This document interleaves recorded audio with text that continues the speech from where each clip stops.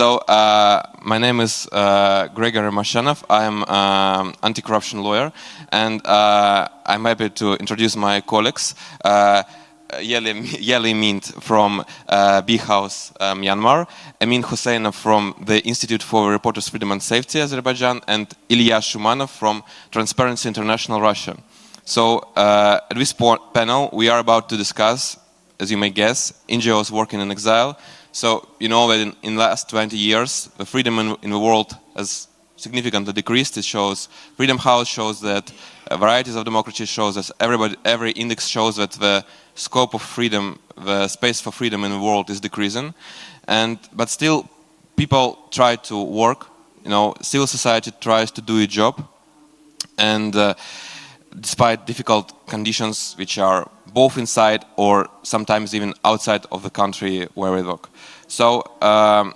I think that NGOs in exile is not the most well-known format of work, because mostly NGOs tend to work, the ones who work for local development, they work inside the country.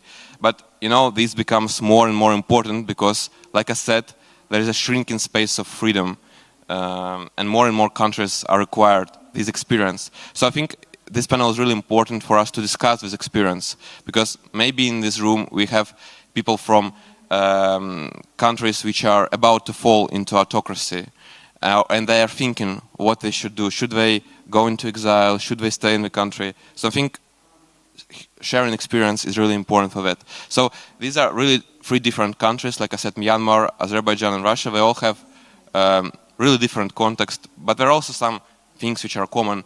And actually this discussion is to discover what are the similarities and what are general patterns that we can use to organize our work in exile. So I want to say first that after each speaker will be a short time for some remarks or quick questions for you. So it would not be our monologue, but in general we will have a longer Q&A session in the end of this panel where you can say your proposals, your motions, and so on. So I would like to begin with Yelin. Yelin, I think you conduct activities in the world's one of the most repressive civil society environments, definitely one of the most. And could you tell a little bit about, your job? And if it's so repressed, I would want to answer your question. What is the sense of your activities at all? Why are you doing that? You have 15 minutes. Thank you. Thank you for having me here. And my name is Yelimit. I'm from Myanmar. I'm the national coordinator of the Myanmar Alliance for Transparency and Accountability. It's called MATA. We used to work on the extractive industry, and we representing the civil society in Myanmar Extractive Industry Transparency Initiative. During this time, we work on the accountability of the private sectors and public sector in the extractive industry, and then during my time in the MATA, we are working on the anti-corruption issue as well. We formed the organization called Bee House, and we work with the Transparency International and also working with the Myanmar Anti-Corruption Commission as well. So, and then during that we call the democratic transition, but it is not really the democratic even that time. And then 2021, the attempt coup is happened by military, and our so-called democratic transition is ended. So because of my involvement and my activities, my movement in the civil society, I need to move to the Thailand, and then I resettled. So my experience of working with that on the civil society, we are the most the active and pushing for the more democratic and more transparency and more accountability. So we have a major achievement during before the attempt coup, but after the attempt coup, we face the very serious challenge, and because of the military tracings and the threat on the civil society. So there's no civil society space, almost no civil space inside. Could you give a timeline when exactly was this democratic transition and when the coup happened? Because not everybody are aware. For the context, that we are in the very Myanmar is a very long under the more than 60 years under the military. But in 2010, 2011, we have the kind of golden time that the so-called democratic transition is happening. So our military is transformed to the how to say democratic, and then the 2015 the people elected like energy is that leading the government. They have a power, so we are really enjoying the democratic space in that time. But it is only 5 years, and in 2020, so it is after the energy landslide victory in the elections, and then 2021 February, so military has coup again, and we are in the very dark time, and we are going back to the last decades. So this is the Myanmar situation. So the military crackdown now is very, very serious, and the tortures, arrests, and even the banning, the banning alive is happening every day in Myanmar. So we have no secure space to work in and operating inside Myanmar. So we are relocating to the Thailand, and we re-establish B House, and we are working, continue working on the issue that we are committed. And then I myself involved in the different campaign activity. As mainly very strategically that, as UN Special Rapporteur said to the public, that to turning down the military dictator, we need to work in on the cutting off the financial flow to the junta. We need to cutting off the weapons flow to the junta. We need to cutting off legitimacy to the junta. This is some 3 major strategy that is standing down the military dictator and making the democratic country better country for Myanmar. So I'm working for the cutting off the money flow to the junta through the different campaign group, including the Black Money campaign. And then I'm also the founding members that called the Defend Myanmar Democracy, that especially working on the legitimacy issue, that cutting legitimacy to the junta. So during that time, at the same time as a B House, we still continue working with some Transparency International group from Australia, with the currency. At that time, he is working in the public hospital. So we continue looking over the extracted company, that especially the Mali resources, that they are diverse. They're trying to diverse from Myanmar in 2021. So we really worry about the local situation and workers, and they are irresponsible. And the withdrawal from Myanmar can be handled hugely. So we decided to complain the national counterpart in Australia, but the company Mali, they are not agree for mediation. So finally, the national counterpart from the Australia is the produce the final recommendation that is very strong and strongly criticize the company. Even we cannot get the tangible result, but it is clearly showed that the company who are working irresponsible way in Myanmar, they will be punished, or they will be criticized. So this is kind of alignment to the other company. And I'm also working in 2021. Telenor is trying to withdraw from Myanmar. So I'm the one who is Telenor users and organize people to complain to the Telenor withdrawal. That is, we are challenging the Telenor due diligence process, and then our data, user data, falling into the wrong hand and using as weapons to tracking down the people. So the case is stay continuing. I cannot go detail because in the Norway we are stay continue the mediation process with the Telenor. So this is a different activity. We are as a civil society, we strongly involved in the both way that we are countering to those the countering or the accountability, making the accountability to those international company who are operating in Myanmar. At the same time, we are working on the campaigning and research for countering or turning down the junta. That is continuing. That is generally I want to say. So let me summarize. Like I said, you have three streams of work: the cutting junta off the money flows, right? Cutting off the legitimacy of the junta, and the third one was weapons, or not? The third one, weapons, is not our expertise. I'm not weapon expert. Okay, so weapon will be the other group, but okay. The third one is we are working for those keeping accountability of those international companies who are operating in Myanmar. Yeah, and did you? I mean, international arena.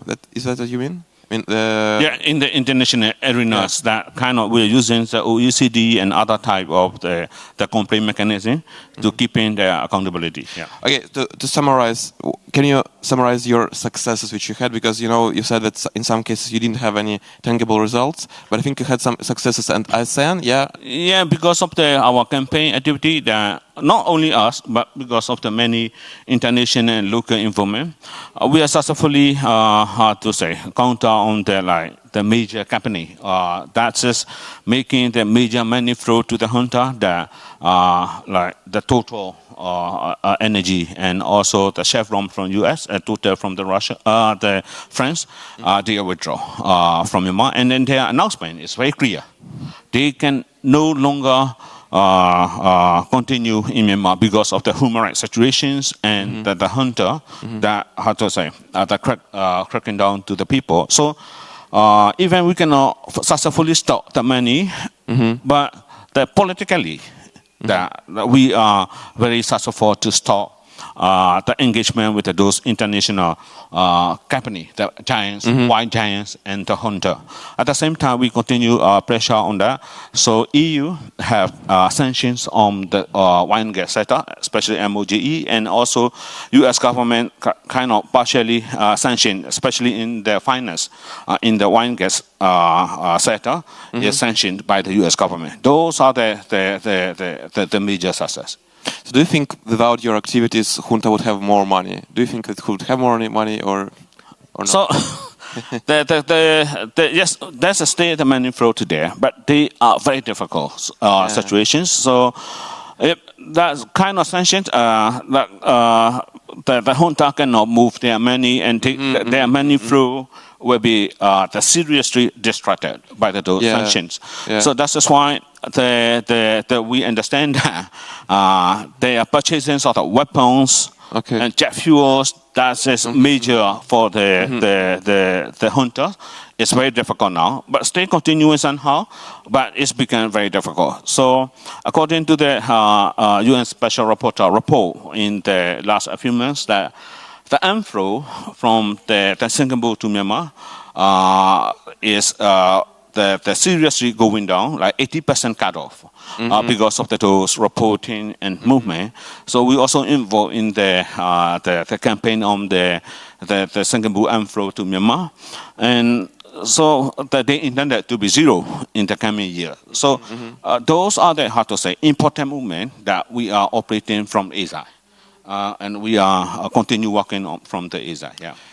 Okay, so I mean, we know that junta has right now tough times. So I think in any case that is a sort of there is some impact. At least there is some impact from the activities of a Myanmar civil society. So I mean, it is making a real influence. Some impact at least in Myanmar. Do you agree or? Definitely. That, how to say, those are the activity. The people inside cannot make it anything anymore. So those people, the civil society inside, they are in the major threat, and the restrictions now. I think today there will be a report about the digital dictatorships. The Chinese scientist is creating the firewall, but very sophisticated. for firewall, that tracking down everything in Myanmar. So. So that kind of situation inside. So those activities we are doing, like kind of campaigning and advocacy and research, and keeping accountability of those international company that cannot be, how to say, working inside Myanmar.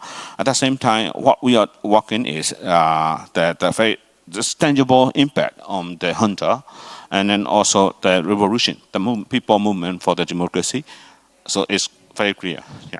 Yeah, I mean, that gives some optimism. And by the way, I completely forgot to introduce you in the beginning. And I just wanted to say that, indeed, I think you mentioned that, but you were about to establish a Transparency International chapter in the Myanmar, and just before the coup happened, as I got it. Yes, about to establish. We have MOU with the Transparency International Secretary that to establish the Transparency International Charter Myanmar. But because the coups happened, we are, how to say, now we are in Exile, and I will continue. This is the opportunity, and I can be reconnect with the Transparency International and make it happen in the future, so better and collaboration in the future. Yeah. Okay, in any way, I think there is some bright future for Myanmar after all. Okay, so any short remarks or questions? First of all, I would ask our esteemed panelists if you have some remarks. No? Okay. Okay, please. Yeah.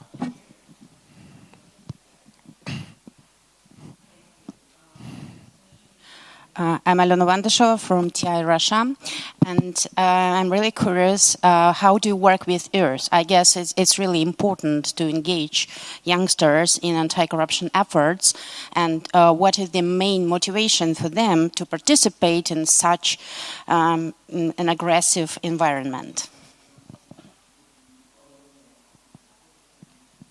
Yeah, that's the question for you, I think. So because of the campaign and our campaign movement and our educating the people, so everyone understand that cutting of money is the most important for our revolutions. So to frankly say that there's no money, there's no weapon, and there's no weapon, no people will be dying. So that's just very clear logic. So that's just why we are promoting and educating that cutting off money flow to the junta is the most important task we can do it. That's just why around my experience during the revolution, last 3 years, that revolutions. So many young people. So I'm working with a very new generation, very young people, Generation Z. I'm working with. So they are very active and very committed and dedicated for working on the anti-corruption and cutting off the anti-corruption means that cutting off money flow to the junta. So it's very connected, those two. So the young people, they understand and they involve and they are committed and dedicated and continuing that on it. Yeah. By the way, if you are interested in how war and money and corruption are related, please come to another panel, which will be today at 5:30. Okay. Any other remarks? Yes, please. Thank you. Nicholas Miller from ICNL. Can you hear me now? Yes, yes. Yeah. Nicholas Miller from ICNL. First, thank you for your work. I mean, obviously impactful and under very difficult circumstances. Moderator, I defer to you whether this is something we'll discuss later, but you've had to relocate out of the country. So I'm curious, what have been the impacts on your ability to do that work negatively as a result of being out of the country in terms of legitimacy for the organization, access to resources, access to information about things happening in the country? Yeah. The most of the negative impact we are in the Exile is that the supporter and donor they don't want to, how to say, support us. because we are in the Exile. So, but at the same time, they understand that the work we are doing is that the people inside Myanmar, they cannot do anymore because there's no environment. So whoever is working on it, they will die. They will be burned alive. So that is a happening situation inside Myanmar. So that's just why the main impact we have. We are continue working on the Exile. So the main impact is that the people sometimes it's very difficult to deal with that.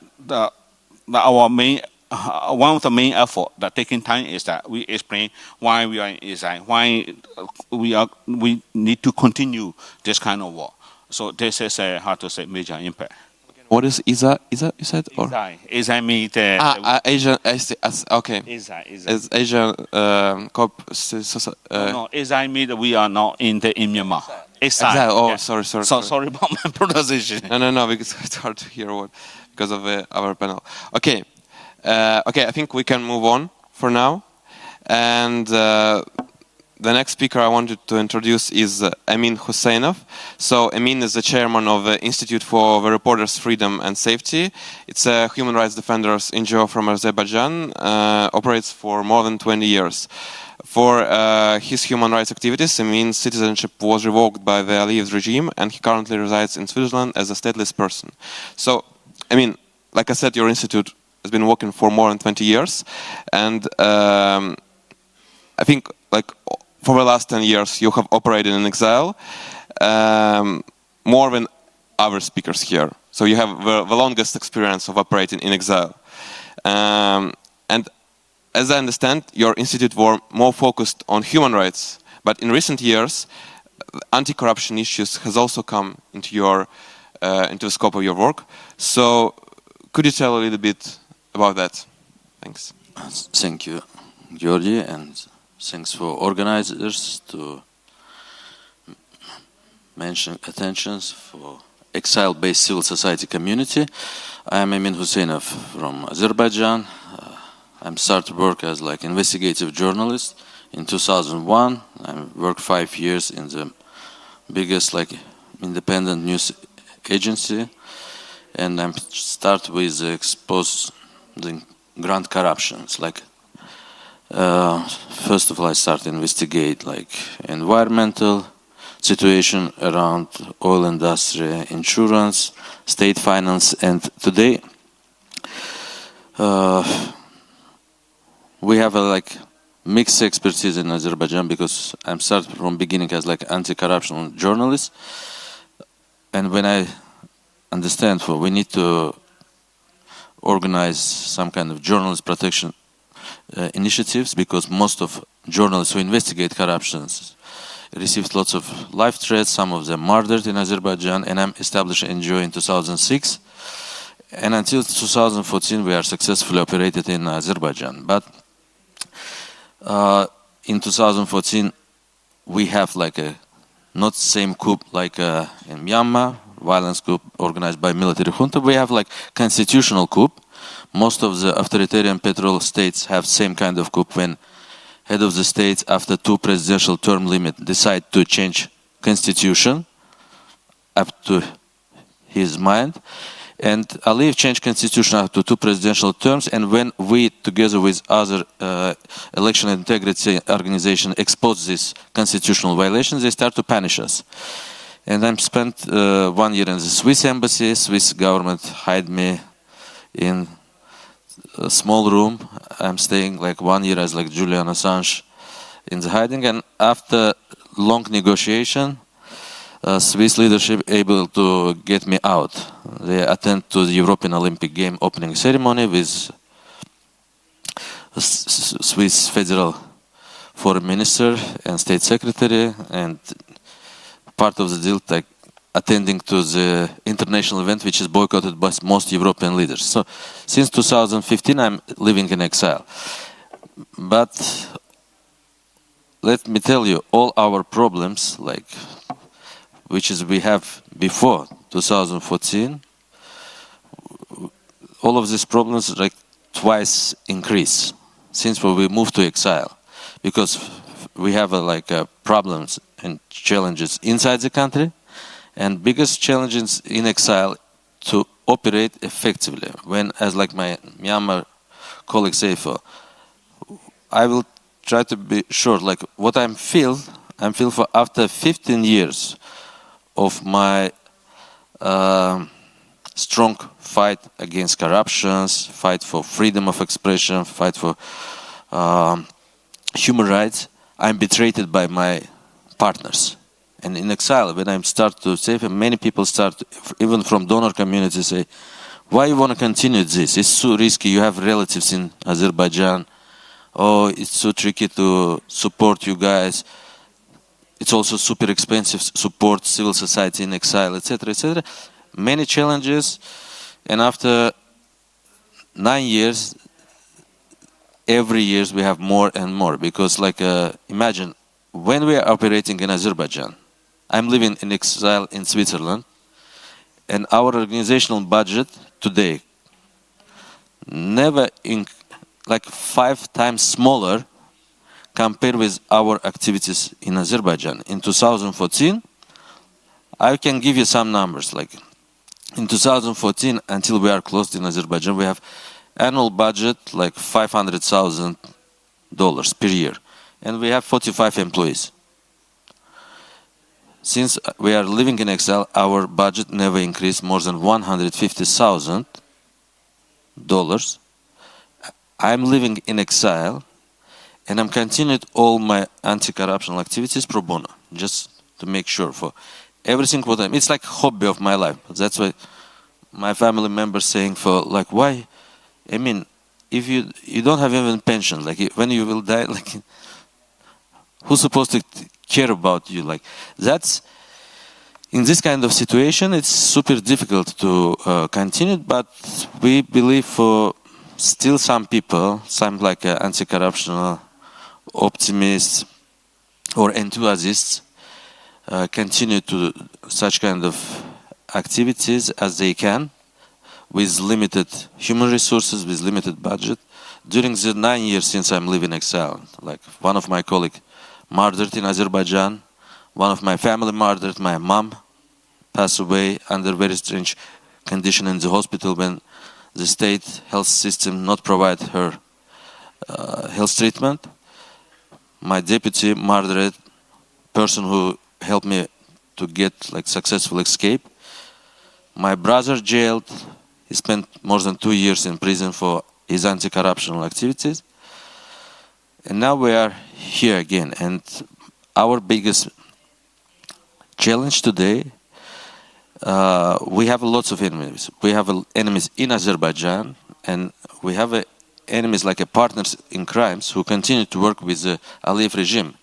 I'm happy to see for you able to get some kind of results. You're able to demonize and unmask this junta regime. But in Azerbaijan's Aliyev, I just try to explain you who is this guy. This guy is which has received power 21 years ago from his dad. Before this, 10 years, his father occupied presidential from 1993 until 2003. And we have, during our history, since Soviet Union collapsed, we have only 2 years democratically elected government. And this government also passed away because like previous KGB junta, like but I think Aliyev was head of Azerbaijan even in Soviet times. Yeah, so it's like a noble king. Imagine from 1969 until 1989, this guy, father of current president, take ruler positions in Azerbaijan and Soviet hierarchy, and from 1989 until 1992, when we have like opportunities to get like one in the history democratic elections, we have a democratically elected government. And since today, almost like a 31 years existence, we have a 34 years independence history since Soviet Union collapsed. And 31 years we're living under ruling flow of one petrol and kleptocrats. They stole like, let's say, at least 60% of all our oil and gas export incomes. It's like a amount of this money more than $100 billion. It's like, imagine for this 30 years, the guys, like ruling family, they managed to steal every year from $3 to $5 billion. It's like a very easily to calculate. But how it's possible to fight with this machine? They already steal enough to cover their future activities. They start to able successfully. They are much, much smarter compared with, let's say, with NGO community. Because like fighting with corruption, it's super expensive activities. You need to hire like people with a special skills. And imagine today we have like only few of people. They're like literally by everyone in Azerbaijan. If they're not able to arrest you, they see, okay, arrest not working, torture not working. They start to bribe yourself. Like 75% of the civil society leaders, which is operated 10 years ago quite successfully, they betrayed all of their values, which is they defended. And today, it's difficult to find new faces because for the last 10 years, when we operating in exiles, we have like a situation which is maybe Belarusian civil society understand better.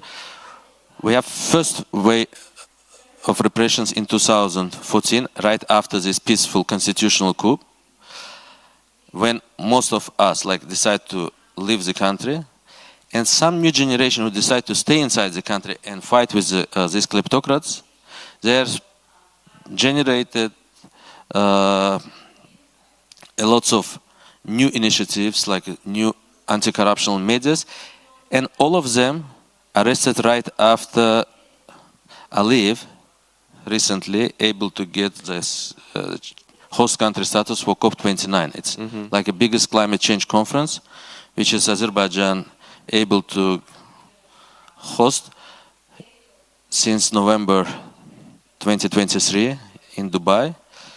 And it's like a biggest political whitewashing event for Aliyev during the all our independence story, when it's like 75,000 participants supposed to attend to the COP29 in Baku. It's 10 days event. It's like, let's say, to imagine like 20 times bigger than this international anti-corruption conference, when 150 head of the state already confirmed their participations, 15,000 journalists and civil society representatives, and 50,000 different stakeholders, like state parties, private sectors, and all of this happened in Azerbaijan, in country which is declared for the main topics for the COP29 supposed to be like fighting for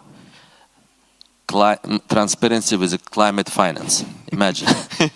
And everyone who able to expose this corruption and lack of transparency jailed. Like now we have like 30 journalists, 20 of them is like anti-corruptional journalists, and 10 of them like they closed down some websites in last December, I think. Yeah, right? yeah. Like it's like, let's say today we have like 30 journalists. Okay.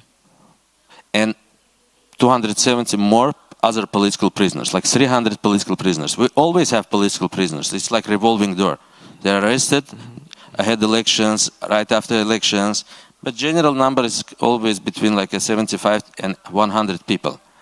A year ago we have 100 political prisoners. Today we have 300. And every week we have 1, 2, 3 representatives. Sorry to interrupt you, but you said about that you have issues with hiring new people, right? But what is about young people? Are they interested in working in NGOs and civil society? They would love to work, but they didn't see any perspective. Most of the young activists who work with us, first of all, we highly advise them to leave the country. Like, let's say we have planned to establish like backup offices in exile and operating in Azerbaijan with the freelancers. But most of the partners, like from donor communities, they decide to say, look, it's expensive to have a back offices like in Vilnius or in Geneva or in Brussels. It's cheaper to work with the people in Azerbaijan, cheaper but not safer and not sustainable. That is like a biggest mistake of our community, like-minded partners from like-minded states, they don't understand the risks. They say, oh, look, Aliyev is this member of the Council of Europe. And I say, look to the Putin also a member of the Council of Europe. No, already. No, Not anymore. Until before, yeah. he started the invasion, he also remembered, even like right after invasion to Crimea, he still stay on the as like a member from 2015 until 2022. But today we have same situation, and name of our event, how not to be a grant eater. It's a grant eater when you have a lots of grant and you don't know how to waste these grants for something. Like usually, okay, today what we have like grant eaters in Azerbaijan. Like in situation when all civil society obliged, like independent civil society obliged to work in exile, most of, let's say, 95% of all NGOs who work in Azerbaijan today, they are gongos, or they NGOs who decide to compromise. They don't realize their main idea to be like a watchdogs. They're just like get some money, and most of the donors also compromise with this. They say, look, we have a funding, we have to be inside the country, and donor community until like current situation, they don't understand. But today donor community start to understand that it's like 300 political prisoners, 30 investigative journalists in prison, no one inside the country, and they start to call us to say, guys, could you establish this initiative, anti-corruption initiative in exile, this initiative? Yes, we can, but we need time. It's not magic. It's not like when you lost like people in Azerbaijan, you need to prepare like some kind of incubators, like find like new people, prepare them, etc., and it gets more years. But we believe for now, it's no matter where you are, inside the country or in exile, with current realities, digitalizations around the world, with global opportunities, it's possible to effectively operate in exile. And we just need to revise our activities. We also do something wrong, because we believe we need to work only with our traditional donors, but in exile you need to find completely new donors. Not donors who work in Azerbaijan, not donors who are supposed to work with the civil society. It's lots of opportunities for NGOs in exiles, and after 10 years, I have a new vision for what I should do for the next 10 years, how I need to operate, and I believe with all our lessons learned, we able to change something. But in our last point, what I would like to say, without money, when we start to feel big issues with lack of funding, we start to understand, look, most of the resources which we have legitimacy to get them, it's stolen assets, which is Aliyev stole from the people. Assets recovery, right? Assets recovery. This is assets recovery, our strategical target for the next 10 years. We already start to do a lot of stuff since 2018. And today is still already like 5 years, more than 5 years, of our researches, advocacy efforts. We are little bit close for our, let's say, finalizing our missions. Let's say, I would like to share you two just examples. One example with UK and one example with US. USA, it's like many of you maybe know the story with the Danske Bank, which is laundered $250 billion from Russia, Ukraine, and Azerbaijan. And since we have a lack of funding, I'm write letter to Danske Bank in 2018 and says, guys, you launder this money, shame you. You have to pay back this money. They say, we don't have money. Money is gone already in the offshore zone. But they say, guys, you have profit, which is you reported. This profit you have to return back to the civil society. And they say, okay, give us time. We can figure it out with the law enforcement agencies in US, in EU, and in Denmark. and also here in Estonia, which is they are laundered this money by Estonian branch. And after 5 years, you know what's happened? Like Danske Bank paid $2.2 billion fine to U.S. Treasury Department. They under peaceful settlement. And after this bank said, "For guys, money which is we promised 250 million. These guys promised to pay to the civil society for anti-corruption activities and prevention of the future financial crimes." That is, this bank, after shame and blame campaign, published this press release. But they say, for guys, we are expected to pay $1.5 billion fine to U.S. Treasury Department. Unfortunately, we paid them 700 million more, and we don't have any more money for you guys. That is, but the story is not finished. When we asked, like last year in Atlanta, U.S. officials for guys, where is our money? Because U.S. State Department, USAID, NAD, they don't give us money anymore. But we would like to get our money. For example, now you have this money. Say for the Treasury Department, say for look, we paid $200 million whistleblower award to IT department staff member. Guy from US who work in Danske Bank and steals this data and deliver to OCCRP and Berlinski and other independent media. They say, for we don't have this money. Money is already in the special account of Justice Department. Go and speak with them. And speak with the Justice Department Deputy Secretary, and they say, for yes, we have $2 billion, but we don't know what to do with this money. They say, look, guys, this money which is you charge this bank, but could you give us some money? They say, no, you have to go with and speak with U.S. Congress to do advocacy. And if Congress decides, okay, this money eligible to get paid back to the civil society of Russia, Ukraine, and Azerbaijan, we're happy to do. But go and do this. But advocacy in Washington, D.C. is most expensive activities. You know how it's expensive is. And the last case now in this UK also charged few Azerbaijani kleptocrats, which is we are investigate with our currently jailed colleagues in Azerbaijan. And with very unique opportunities is like to get this money as well, because already 4 cases, which is punished under these 4 cases, British court system and National Crime Agency punished them, and they suppose it's unexplained wealth order. Yeah, it's an unexplained wealth order law when kleptocrats not able to explain how they, for example, one member of ruling family, he bought like 22 apartments in London, and a total amount of these apartments is more than 160 million pounds. Now they are confiscated. We have another cases, presidents, cousins, and other people, more than £500 million assets now in UK. We managed to change the mind of the UK authorities and say, for guys, under unexplained wealth order, you have to return this money back to the country if they have a new legitimate democratic elected government. But the same kleptocrats in power in Azerbaijan don't return this money. They say, okay, we are not returning money. And now it's like 2 stakeholders who are fighting for this money.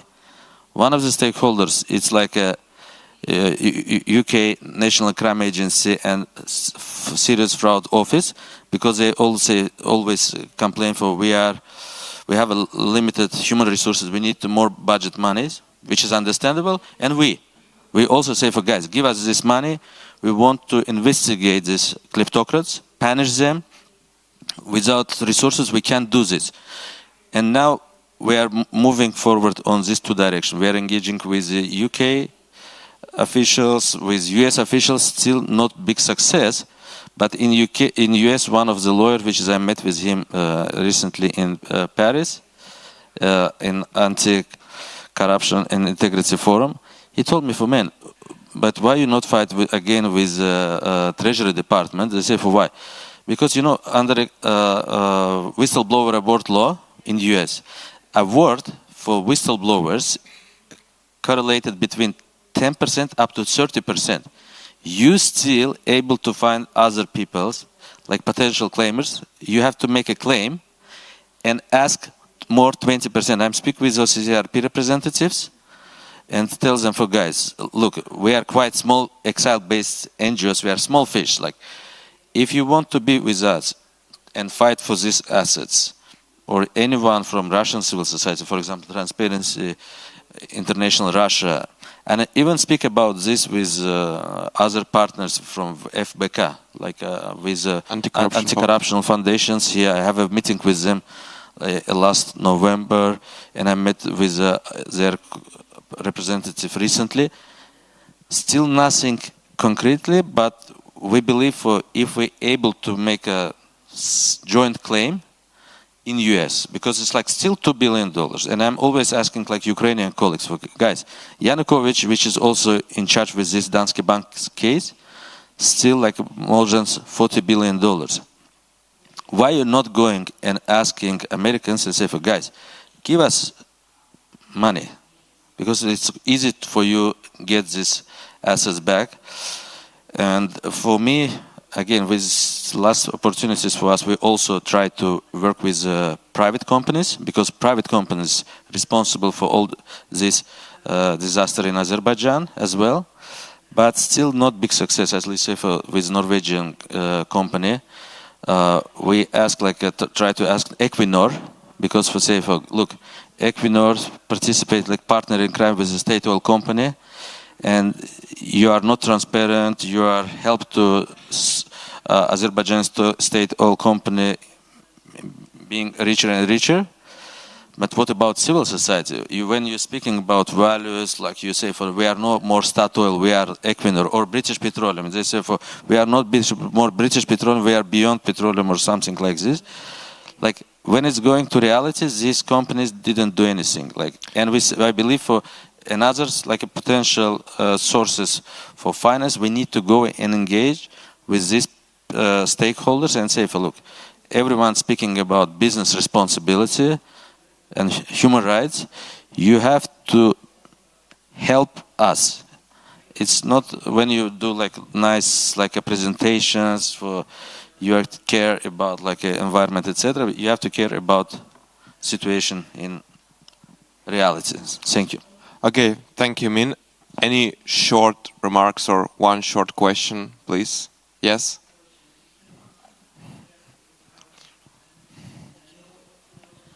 Thank you very much. I've learnt a lot from what you said. I'm really shocked to hear that the COP is going to be held in Azerbaijan. I'm not a big fan of the UNFCCC anyway, with all those people, and I don't really know what happens there, other than seeing friends and networking. Can I ask you, are there any networks in the environment movement, in the climate movement, that is working to try and expose the ridiculous... I mean, it's just so wrong that this international meeting is going to be held there. So who are you working with, or are there networks? What can we do in the environment movement? Is there anything that you would like to request through our networks? Thank you. Thank you. Will be very short. I've just spent 10 days in SB60, its biggest pre-COP event in Bonn, 10 days event with 8,000 participants. We try to raise awareness, and tomorrow we're establishing new campaign, Climate Observers Partnership for Green and Just Planet. And if you're interested, its website will be cop29.host. And we're calling for release our colleagues. We'll expose corruption and other problems in Azerbaijan, and all available materials will be there. We're happy to talk later, but let me tell you, after engagement during this SB60 in Bonn, I'm understand for 80% of the attendants don't understand realities, what's going on in Azerbaijan. Azerbaijan government do brilliant greenwashing, whitewashing activities, and it's like a COP not only for Aliyev, it's COP also for Mr. Putin, which is not eligible to attend to COP 27 and 28. Both of them supposed to be some kind of king brothers during this COP 29 in Baku, and it's many things supposed to happen, and we're looking for more solidarity for international community. I thank you. Okay. Okay, in any case, to sum up, I think that the most viable part of your work is probably the assets recovery, because Azerbaijani elite is really integrated into the West, and that's really a point where you can elaborate. I'm sorry, we don't really have time, so I would now like to move to Ilya Shumanov. Ilya is the CEO of Transparency International Russia. He has more than 15 years of experience in anti-corruption. His particular point of interest is the Russian kleptocrats and global kleptocracy. So, Ilya, TI Russia had some really hard times in the last 2 years, and I would like you to tell us about the experience of TI Russia evacuating from the country. It's the only TI chapter that managed to do that, and to continue its activities. So, could you please tell about this process, about how you managed to continue activities in exile, and your experience of NGO director in such tough times? Yeah, good morning for everyone. I'll be more optimistic than my colleagues, I suppose, because I have a privilege to be the part of Transparency International family, and it's really a privilege because we have a lot of support from Transparency International, and it's one of the, let's say, key points of continuation of our activity, because we were the part and we are the part of Transparency International network. It's very complicated, but I can try to explain. From my personal point of view, I see the hundreds of non-profit organizations who actually continue their work or establishing their work from exile.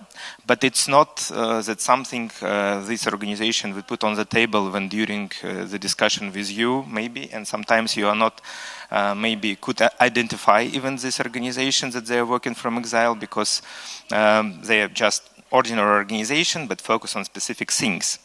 For example, for the last maybe months, I had an opportunity to communicate with several of these organizations. They are in a more complicated situation than we are. You can imagine like organizations that working with North Korea, for example, and it's still possible to continue the work and to continue operation even inside country and to do something. For example, Citizen Lab, they are doing amazing work in context of the North Korea. There are plenty of Central Asian organizations who are not able to establish entity inside Central Asia countries like Turkmenistan or Uzbekistan, for example, but they can do their monitoring, and I will try to explain how they are doing their activity inside these countries. For example, crude accountability organizations that focus on the Black Sea area and Black Sea countries and jurisdictions, as well as Central Asia countries. What about Transparency International Russia? We are one of the oldest non-profit organizations that focus on corruption in Russia. We were established in 1999, and it's more than 20 years experience of working in Russia, and Russia was not from 1999, the Putin came to power in Russia, and we established our organization there. It was no democracy that time. But the situation became worse, and when I joined Transparency International in 2012, that time I was aware that the new legislation will be imposed, like foreign agent legislation that now is let's say, appeared in our colleagues in Georgia. And we see that the consequences of no reaction from the international community on this, let's say, foreign agent legislation in Russia at that time, because we are seeing plenty of consequences like Kyrgyzstan, like Kazakhstan, like Georgia, and many other countries. And even before 2014 in Ukraine, Yanukovych would like to impose the same legislation. And it was the amazing example of, let's say, the similarity between these two regimes. We have started our activity and operation from exile in 2022, just after the start of the war, because we read legislation of the Russian Federation, and we understand that there is no way to continue this work like we can continue this work in Russia, but in a very small period of time. And the year after of the start of the full-scale war in Ukraine, our organization was officially banned in Russia because Transparency International was designated as undesirable organization. And every individual who worked with Transparency International, not Russia, but international community, even our colleagues from other countries, they could be prosecuted in Russia because of the communication with undesirable organization. And of course, Russian colleagues could be prosecuted as well. We don't have such facts. We are lucky, yeah, but I suppose it's not about our success, but because of Russian authorities, they're trying to focus on specific areas like opposition movement, like other non-profit organization and media in Russia. Actually, I have, after my colleagues' discussion, I have several thoughts because we had an opportunity to work with colleagues with Myanmar and doing some trainings and share our experience, how to work jointly and how to share our experience to detect, for example, sanction avoiding mechanism.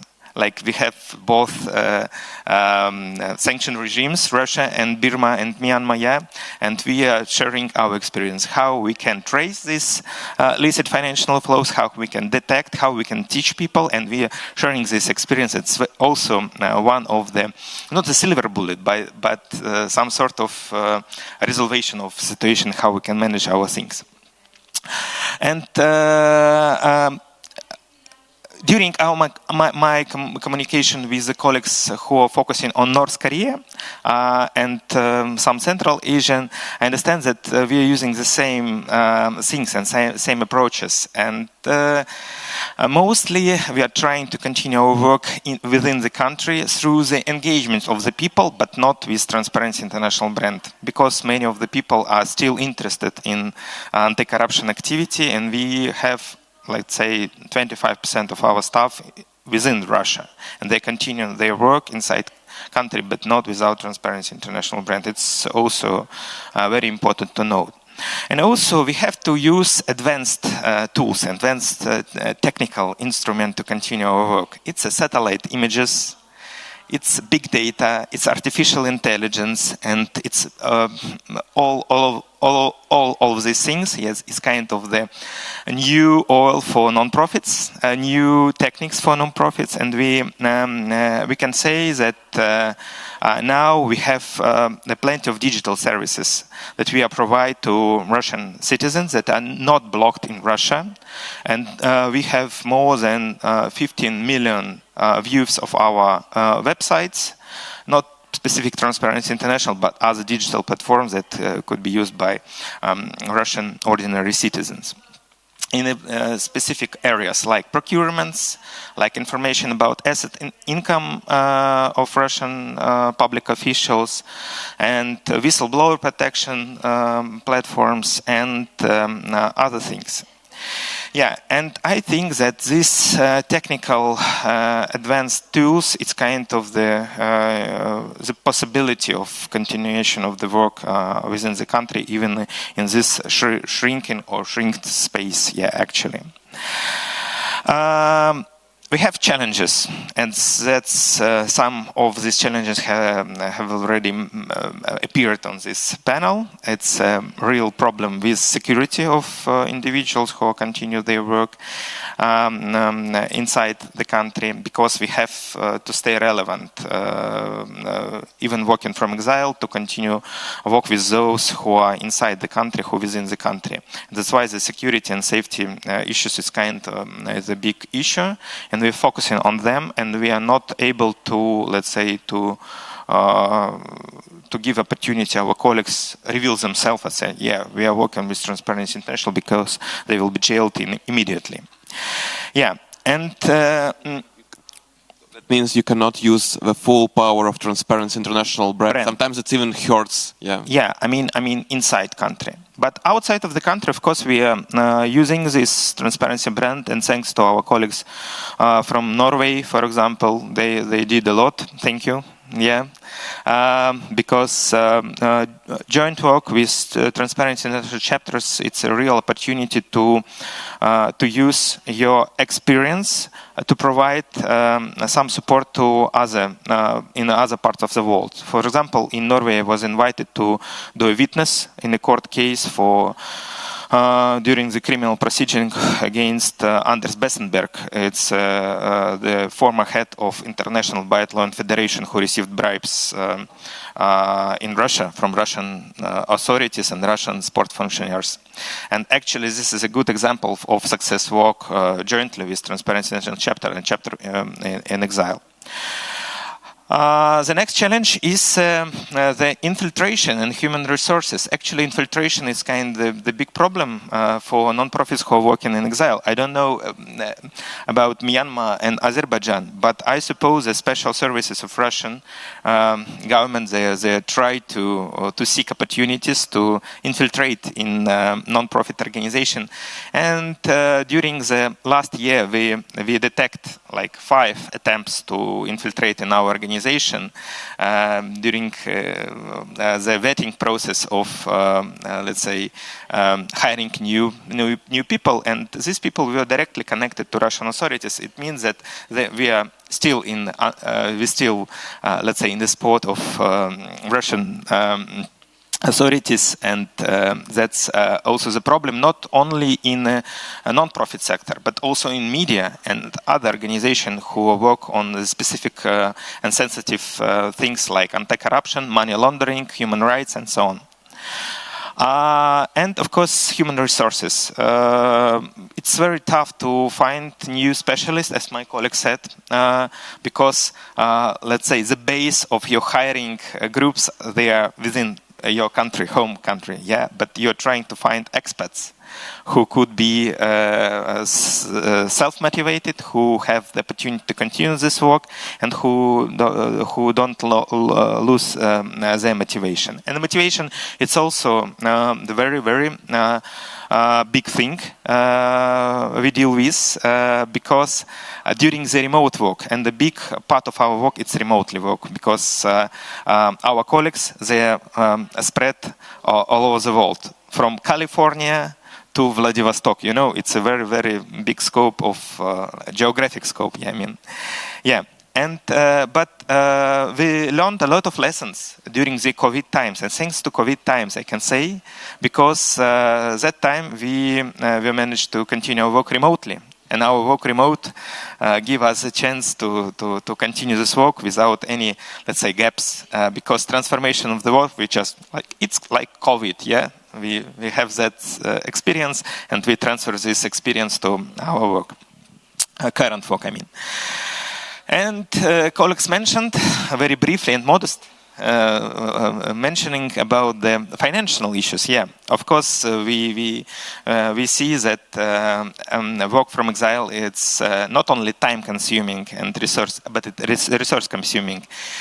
It's you need to, let's say, to establish new entities and to try to work in a different jurisdiction, in a several jurisdiction, like one jurisdiction, your home jurisdiction, there are some individuals inside country, your back office, your official office, and several websites, several VPNs, several servers, outside country, inside country, and it's very expensive, yeah. But it's tough to explain to donors, sometimes to partners, that you need more resources for this, because say, like you, like ordinary organization, but for example, if you need to work in Myanmar or China or Azerbaijan, you need more, let's say, secure measures for your work, more, let's say, maybe some people, they're thinking that you have to pay additionally for the risk. That's also the people who would like to join this, let's say, organization. They think that there is something risky, and they can go to the private sector to receive the same salaries, but they're going to non-profit organizations. That's why that thing is also on the table. And maybe the last thing this is a thing that my colleague Alona as mentioned, this work with the youth generation, and it's very complicated to continue this work remotely, because it's something you have to do in inspiring of this community to communicate with these people, and you couldn't do this work only in Zoom or only in Google Meets on other platforms, because you need to communicate to inspire these people like in your real life. And it's also a tough question, but we manage this. We are also managing this challenges, because we try to establish the hybrid type of work. Sometimes they work in personal, in communication, and a big part of work they transfer to remote type of communication. Yeah. What can I say as, let's say, the final remarks? I can say that we need to be more adaptive because of this current situation, because we are the unique chapter of Transparency International now that could work from Exile. But previously we saw the several examples when Transparency International chapters could survive if there were such, let's say, protocols even in our big organization like Transparency International. For example, Transparency International Afghanistan, Transparency International Vietnam, that close their chapters because they have to move from their, let's say, origin jurisdiction, but, let's say, cancel their work because they couldn't imagine that this could be managed to start new entity to continue work from Exile.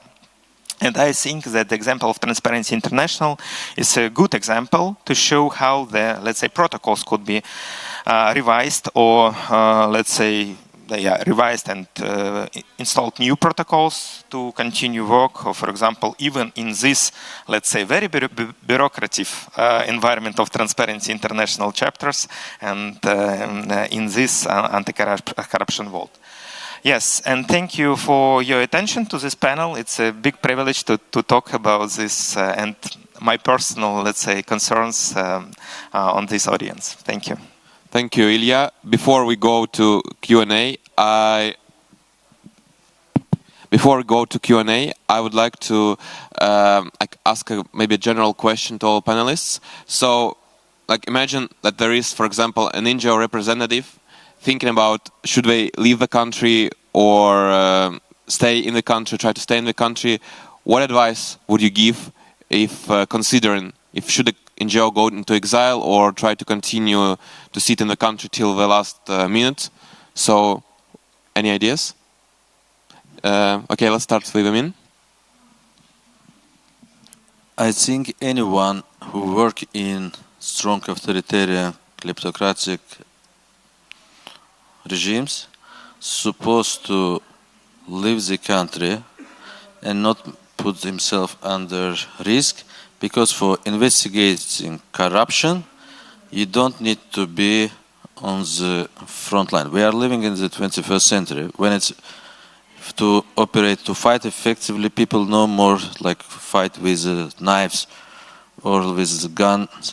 They are fighting with the drones, with artificial intelligence tools. They are fighting.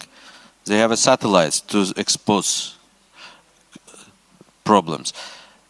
And we already fight enough, 20 years. Like if you have a good expertise, you don't need to be murdered in your country.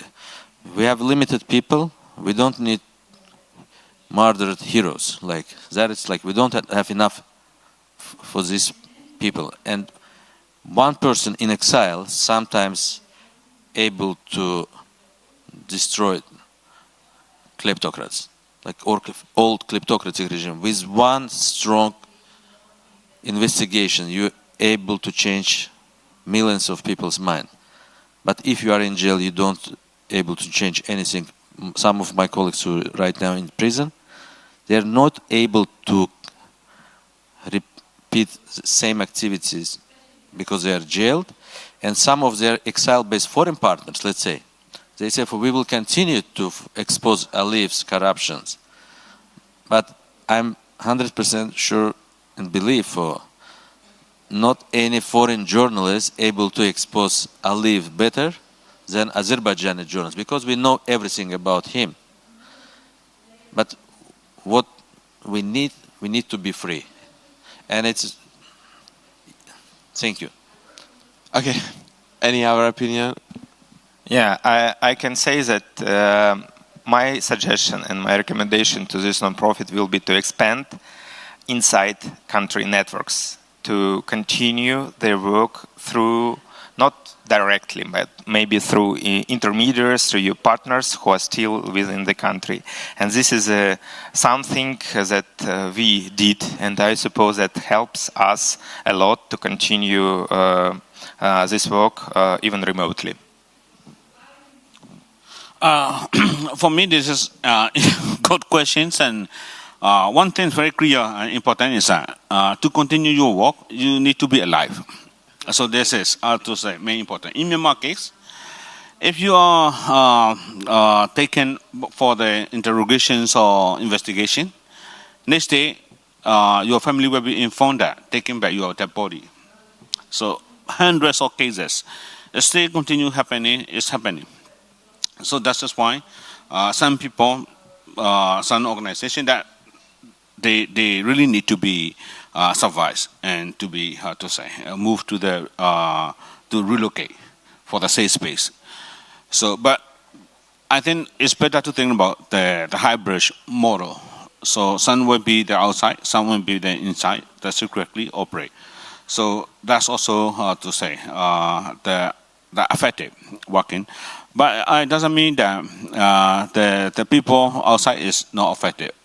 There's some activity that we are doing is only possible in Myanmar case. It's only possible to do that kind of activity when you are outside. You cannot do anything inside.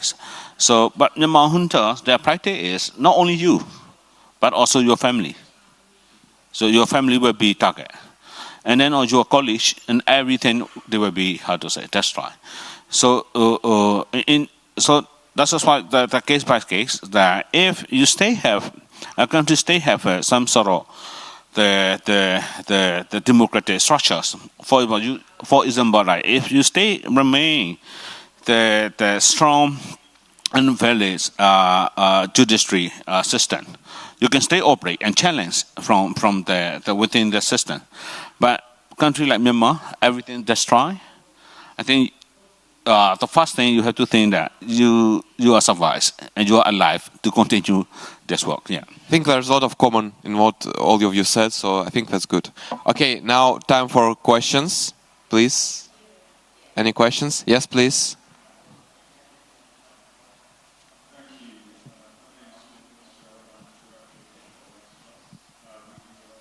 Good morning. Thank you so much. My name is Tara. I work for the USAID mission in the Kyrgyz Republic. So as you pointed out, there was just a passage of a foreign agents law. So my question to all of you is the presidential administration in Kyrgyzstan demonizes civil society by calling them grant eaters. And this is a very effective narrative for the administration. So what do you do to counter this narrative that of grant eater? Thank you. By the way, when we were designing this session, we got an idea that grant eater means not the one who is like taking Western grants and betraying his country, but more an NGO which is spending ineffectively money, you know, just for the sake of doing NGO job. Okay, Ilya? Yeah, I suppose that our experience is quite similar to Kyrgyzstan. Yeah, I don't have, let's say, silver bullet to this answer and to this question, but I think that working with community and trying to explain your role in this work, and that you are not only doing some, let's say, policy papers, doing some researches, but trying to provide and to explain the benefits for community, for your audience of your work. Like you're trying to asset recovery, for example, for your country, or you're trying to explain the suffering of the people and decreasing suffering of the people. Like in Myanmar, for example, you can say that, okay, the legitimacy of the junta or decreasing number of weapons that could be used against the ordinary citizens is also the thing. And I suppose that explanation of your role, explanation of your contribution to these people could be the main explanation. You couldn't let's say, fight with a narrative. I suppose if you have social media presence, strong social media presence, and also some sort of, let's say, your public appearance, like a non-profit, like Media in Exile, for example, you can also communicate directly with your audience, not through some intermediaries, not through some narratives. And for example, my colleagues in Georgia, they are now facing with this challenge, because government from year to year trying to, let's say, push them and trying to organize smearing campaigns against them. And I think that they also doing a lot of let's say, manipulation, maybe media manipulation work, and they don't repeat, for example, the same narratives that government tried to. They say this is a foreign agent legislation. They say no, this is anti-Russian legislation. This is some sort of betraying of the country. Not, we are working with international community, and this is something that could be, let's say, introduced through the specific PR campaigns. Yeah, that's my point, my understanding. Yeah, I wanted to add that in Russia, for example, it was really gradual, the foreign agents law, and it was really gradually implemented. And many NGOs, they refused to take foreign grants, and instead they became fundraising, talking to people. And there were a lot of NGOs in Russia who successfully fundraised money. So they even had to change the foreign agents law, because initially it was about foreign money, and then many NGOs stopped receiving foreign money. They just changed it to foreign influence. That means if you repost or any foreign news, that means you are under foreign influence. You don't need even to receive money. And that just shows that, but I mean, in many countries, I saw that NGOs, they don't even understand how to talk with people, because they're completely dependent on grants, and they don't understand how to fundraise. And of course, these NGOs in exile, it becomes even more tough for them, because they don't know how to work with diaspora, because many countries have diaspora, and they could fundraise money from diaspora, but they just don't know how to do it, and it's a hard learning for them. Okay, I think there was a question. Yeah, please.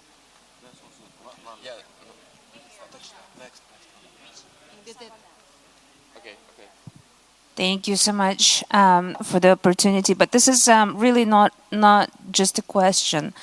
I would say it's a comment to your question. I'm from Kyrgyzstan. I'm an exiled HRD, a lawyer, a Kyrgyz lawyer, and we operate out of Austria currently. The name of the NGO is Freedom for Eurasia. So we are aware of this law that has been implemented in Kyrgyzstan, and we understand the difficulties that our colleagues inside the country face. What we feel would be important is for us and for those who are now going through difficulties of new reality is to have more validation, and what Emin has also mentioned, to have and develop new forms of support, perhaps. And there are many opportunities. It's also important to keep in mind new ways to influence the authorities, because these regimes that are sitting in Central Asia, they are dictatorial bandit regimes, and this is something that we are trying to explain to the international community. And this is something that the international community understands, but is not doing anything, very little about. We've been trying to submit several people out of Central Asia for example, sanctions. But there seems to be very little appetite to take action against them. We only had so far 3 people sanctioned out of Central Asia, for the last several years. And we're still kind of, chewing on the case of Gulnara Karimova. That's now, 10 years old, I think. So taking action against the regime is very important. Showing the regime with these actions very clearly that the international community is not okay with their decisions, is not okay with labeling the civil society in this way. Not being afraid to actually go after the perpetrators, and not just after the low-hanging fruit, such as the people that fell out of favor, like Gulnara Karimova, or the banker from Azerbaijan in the UK who also fell out of favor. So he was an easy target, right, for the international community. But for someone who actually made this decision to have this law for this law to come into force. So the people who are actually behind these actions, behind the actions going after the journalists in Kyrgyzstan, for example, because there is plenty. There's plenty of people that are not holding political positions who might actually be a very good example for visa bans. Also, again, with a visa ban, there is a question. We never know who is banned. This is not publicly available information. And naming and shaming is very important for advocacy, is very important for all of us. And for the people, for the societies to see that these people eventually will be punished. So my point is there is just not enough action that is visible against the perpetrators. And there is not enough support for the civil society that is inside the country and that is outside of the country. Any comments on that?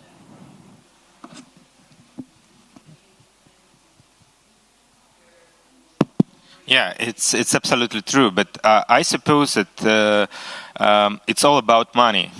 Sorry for this, let's say, message here. But if we are talking about Kyrgyzstan, there's still plenty of international companies and foreign companies who operate inside within the country, and this is a type of, let's say, legitimacy.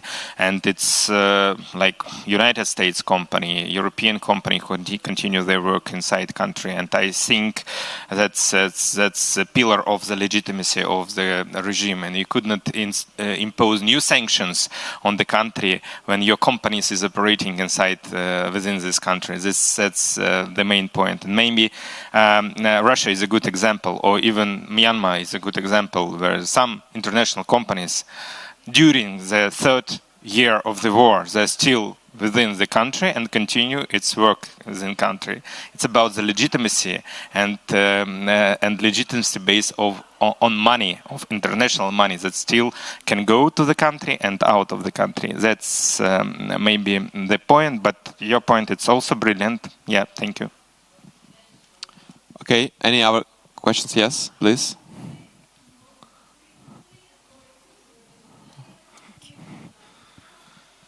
Thank you so much. My name is Ji-Yoon Lee. I'm from Citizens Alliance for North Korean Human Rights. So first of all, thank you all for being here today, and I'm really glad that we are all arrived here so that we can share this talk. So I have a question to Mr. Emin Hushnop. Yes, Husseinov. Yeah. No. So the thing is that in South Korea and Japan, there are quite many victims who are the victims of the human rights violations from the North Korean government, and they won the civil legal suit case for the compensation. But the thing is that it was really difficult for them to track down the assets for the North Korean government. So they have really difficult time to collect the money, even though they won the case. So your work about the asset recovery was really interesting, and I'd like to know how it was possible for you to track down all those information through the bank, and also you mentioned that you could also track down the Regent Biden's officers' asset in UK, right? I think that it must have been really tough. So could you share some of the tips how that could that was possible. And I also have another question to Mr. Lin. So I also believe that cutting down the money flow into the junta and dictatorship is very essential to do our work. So I was wondering whether you could identify some of the aiders and abettors who allow the regime to collect the money continuously, and then was there any kind of method to hold them accountable? Then it would be really helpful for us to learn that.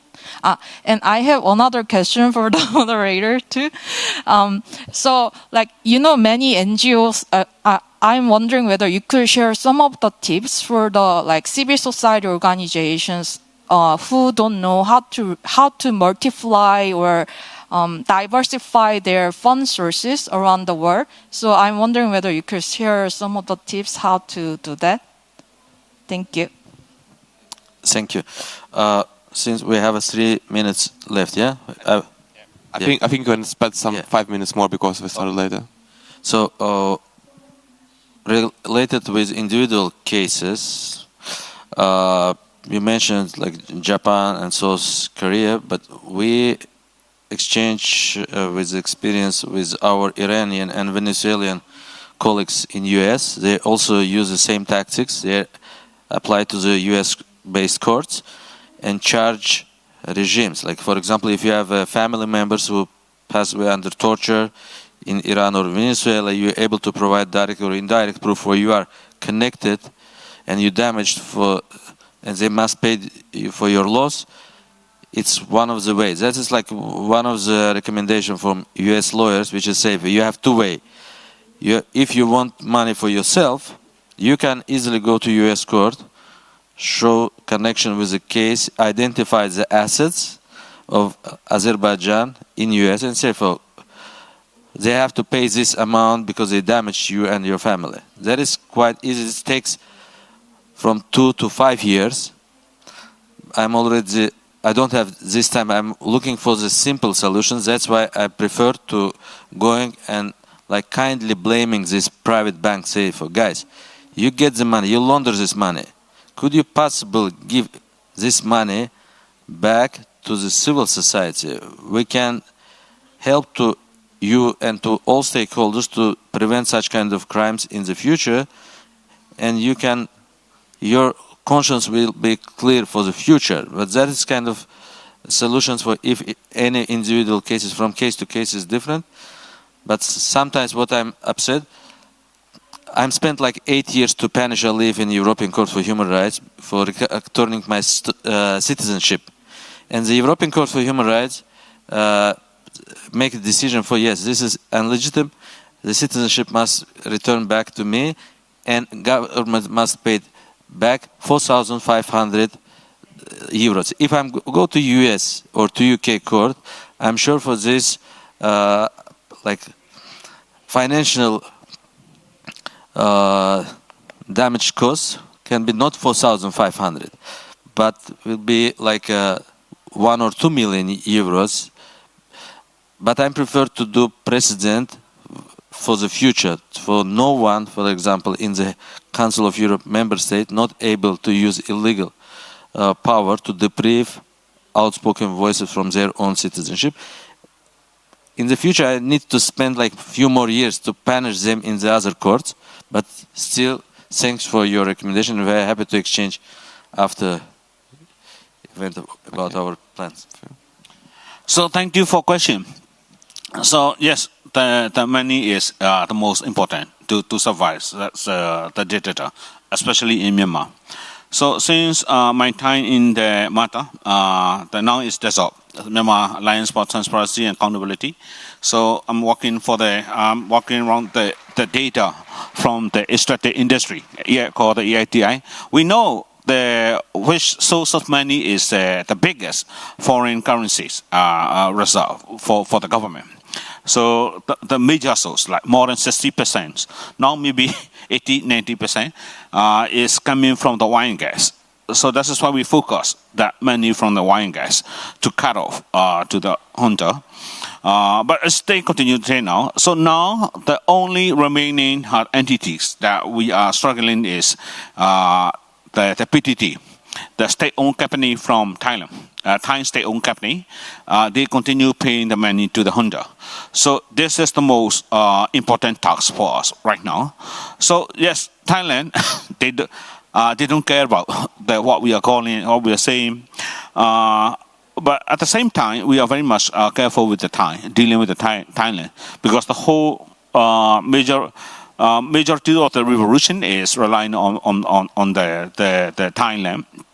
So that's just why we have to think the strategically how to move our work. So the one major thing is that the very simple thing. So when your interest is impact, for example, like a company, my interest is impact. So I have to think about that, how to do it. So that's just why we are thinking about the interest of the PTT and the investor of the PTT from the other country, like, you know, the Norwegian sovereign wealth fund is withdraw from the PTT because of this issue, because they are continue paying for that. And then the other company are also the same. So we need to keep working on it. So it's called the boomerang effect. When you cannot go directly, you have to go to the others that can be impacting to them. So that kind of indirect way, you have to think about that. We are trying the different way and several ways, that is how to say strategically pressures on the PTT and others. Thank you. Okay, I'm no expert in financing NGO, but I can say if you're helping people, the donations fundraising, it may work very well. It's quite hard sometimes to fundraise money for anti-corruption if you're doing only policy papers, because in Russia, Navalny fundraised money not only because of investigations, but because he was a politician and he presumed political aim to change Russia. So maybe think about that, about if you are helping people try to fundraise money among the diaspora. That's one of the ways I see. Okay, we have time for one question, I think. Any question? Yes, please. That will be the last one. So it's a very tricky situation. When you work in exile, you should be silent. At the same time, our aim is to increase transparency. And my question is how to find a balance. And I will give a short example. We are in Tbilisi right now, and the law on foreign agents adopted, and that means we should disclose some information about our projects. And it means Russian government, for instance, will check our activity and will see this connection between our activity in Russia and this Georgian NGO. So it's a very tricky question, I know, but maybe you will provide your opinion related to this complicated issue. How to find the balance? Any opinion? Yeah. You have? Okay. I think we need to be transparent much as possible. If you fight with the kleptocrats, at least for transparency fighters, it's my opinion, because Azerbaijani government arrested many our colleagues in Azerbaijan, and I told them, for guys, you have to leave, because the conditions which is receive money, let's say for donors give you like a prepaid card and you go withdraw money from the ATM, and everything is recorded. Like they able to punish. Now the government uses charges for its money laundering. Russia prepared by FATF recommendation against money laundering, how the NGOs supposed to be controlled. And these regulations using by Azerbaijani government against all of us. And we told them it's like risk assessments. As more you're transparent, let's say if you live in exile, first of all, my high advice, you have to leave Georgia, because Georgia no more secure for you guys, for Russian civil society activists. You have to transfer yourself to European jurisdictions in Brussels or somewhere. And if you publish your, let's say, information, I think it's less risk. Yeah, if they know how much is your salary or how much, it's no problem. Like we need to be transparent. And if people knows we are transparent even under this difficult condition, we will receive support. But again, We only able to hide this like salaries. Do not show them publicly for our freelancers who work inside the country. Like this is only eligible. But again, in jurisdiction in exile, you have to find more secure jurisdiction because now government try to punish us also in exile from different jurisdiction to different many other difficulties. Thank you.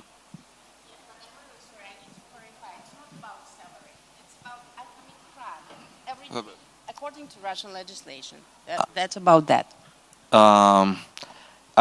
If you live in Georgia, let's say, or if you're working in Switzerland, I'm working in Switzerland, and if I'm established, let's say, Transparency International Azerbaijan chapter in exile, the law which is like adopted in Azerbaijan first is an anti-constitutional law, for example, for me, or under European Convention for Human Rights, it's not eligible for member of Council of Europe. But if you live in exile and you operated with a legal entity who's registered in Georgia, in other, you have to be transparent according to this country-based, exile-based country law. That is my... Yeah, legally it's true. Thank you. Okay, so thank you very much for coming. I think it was a quite insightful session and we are open to questions afterwards. Thank you very much and see you around.